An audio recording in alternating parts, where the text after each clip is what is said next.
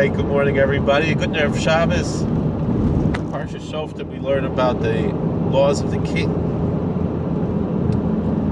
And among the laws of the king, it's mentioned that in addition to the Sefer Torah that every Jew has to write, the king has to write a second Sefer Torah, and ideally it should be a small one that he should carry around as an amulet, reading it all the days of his life. Every day he's supposed to have Kriyas Torah, it would seem. But a fascinating thing that we see there in that portion, the word Torah, we say in the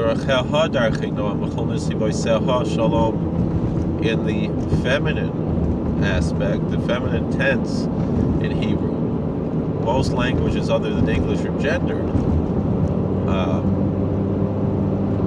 And so Torah is feminine. And yet it doesn't say V'korava, but rather V'koravo. Not that we read in her, but we read in him. And so who's the him when we talk about this? The idea is that the king is supposed to be a living Torah.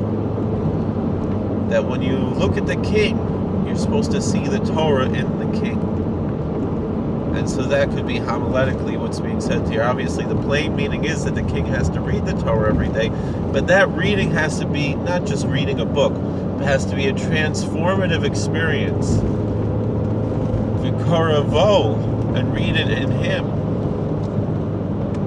Like the prophet Malachi says about the priest, you should seek out Torah from his mouth, for he is an angel of the Lord of hosts. And our sages say that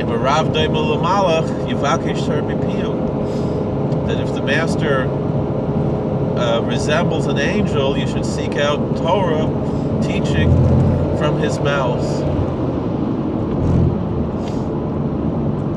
And that's what a king has to be. It's a fascinating thing. I know Rabbi Hertz brings in his Chumash that the kings of England, or all the British monarchs, and I believe it's the same other European monarchs, when they are coronated, they are given a Bible. And it harkens back to this passage. However, I remember Glenn Beck showing the Bible that I believe that belonged to King George, and his Bible was never opened. It was just you couldn't open the binding because it had never been cracked. Nobody opened it, so it's pretty much sealed shut. If the Bible to you is just an amulet, it's just something, even though the Torah that the king had to carry on him in ancient Israel, in ancient Judah, was worn as an amulet, but he had to actually open it up and read it.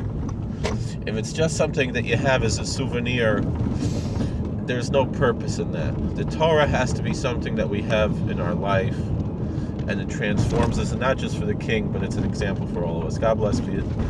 Like, share, subscribe, comment. We'll see you.